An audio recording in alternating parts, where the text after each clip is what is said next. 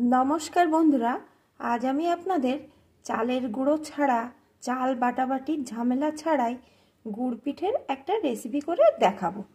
তার জন্য দেখুন বন্ধুরা, এখানে আমি একটা পাত্রে 1 কাপ পরিমাণ ময়দা নিয়ে নিয়েছি। এখন আমি এই রেসিপিটি কেমন করে করছি বন্ধুরা, দেখতে হলে একটা লাইক দিয়ে দেখতে থাকুন।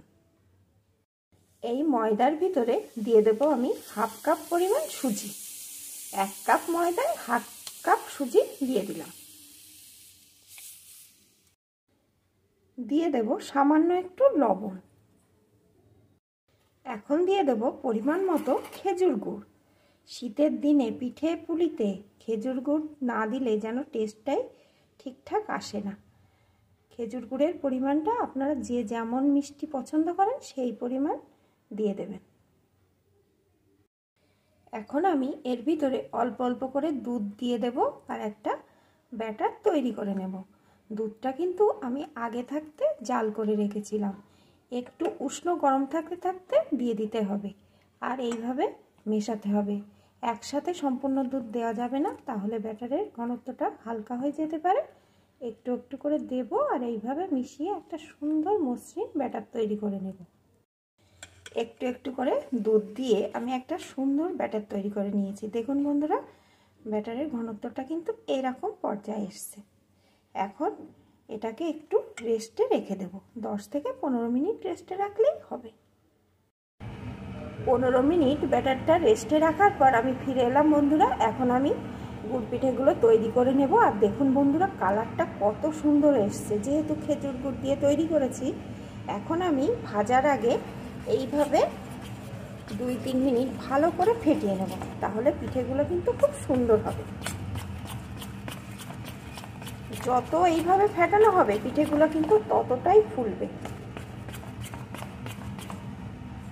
আর এই 15 মিনিট রেস্টে রাখার পরে সুজিগুলো কিন্তু একদম ফুলে উঠেছে। দেখুন ফেটানোর পরে ব্যাটারটা কত সুন্দর হয়েছে। এখন আমি গুড় পিঠেগুলোকে ভেজে নেব। পিঠেগুলো ভাজার জন্য এখানে আমি একটা কড়াই গরম করে তাতে পরিমাণ মতো সাদা তেল দিয়ে দিয়েছি। এখন তেলটা গরম হয়ে গেছে, গ্যাসের জোরটাকে একদম কমিয়ে দিয়ে আমি ব্যাটারটাকে একটা হাতায় করে এইভাবে দিয়ে দেব।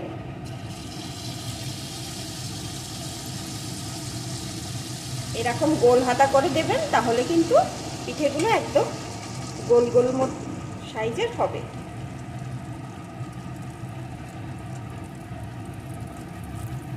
এখন উপর দিয়ে একটু তেল উঠিয়ে দেব। দেখুন বন্ধুরা, কেমন ফুলে লুচির মতন হয়ে উঠছে। এখন উল্টে দেব। দেখুন একদম ফুলে বলের মতন হয়েছে। এখন এই পিঠটাকেও একটু সুন্দর করে ভেজে নেব। আর গুড় দেওয়ায় কালারটা কত সুন্দর হয়েছে। এই পিঠটাও ভাজা হয়ে গেছে, এখন আমি তুলে নেব। দেখুন বন্ধুরা, কাছ থেকে কতটা লোভনীয় আর একদম বলের মতো। এখন এটাকে তুলে নেব। এখন আমি আবারও আরেকটা দিয়ে আপনাদের দেখিয়ে দিচ্ছি।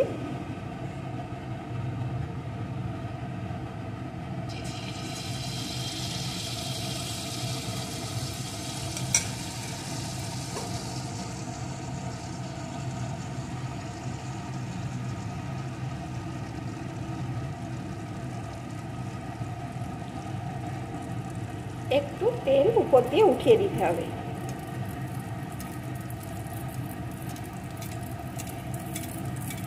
খুন্তির সাহায্যে তেল যদি একটু উপরে দিয়ে দেন, তাহলে কিন্তু সহজেই ফুলে উঠবে। দেখুন বন্ধুরা, কত সুন্দর ফুলে উঠছে। আবার উল্টে দেব।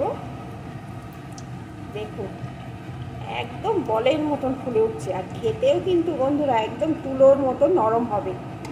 আর মুখে দিলে এই খেজুর গুড়ের গুড় পিঠা যে কত সুন্দর লাগে, যারাই খেয়েছেন তারাই জানেন। তাহলে বন্ধুরা, এটাও কিন্তু আমার ভাজা মোটামুটি হয়ে গেছে। আমার এই রেসিপিটি আপনাদের কেমন লাগলো কমেন্ট করে জানাবেন, আর লাইক শেয়ার করবেন। আর নতুন বন্ধুরা, আমার রান্নাগুলো আপনাদের যদি একটুও ভালো লাগে ফুল সাপোর্ট করে পাশে থেকে যাবে। আর চালের গুঁড়ো ছাড়া আর চাল বাটাবাটির ঝামেলা ছাড়া এইভাবে গুড় পিঠা কিন্তু যে কেউ তৈরি করে নিতে পারে, আর খুব সহজে কিন্তু এগুলো তৈরি হয়ে যায়, কারোর কোনো বানাতে অসুবিধা হবে না যদি আপনারা পরিমাপগুলো একটু সঠিকভাবে নিয়ে নেন। এই দেখুন, তাহলে বন্ধুরা আমি সবগুলো এই একইভাবে ভেজে নেব।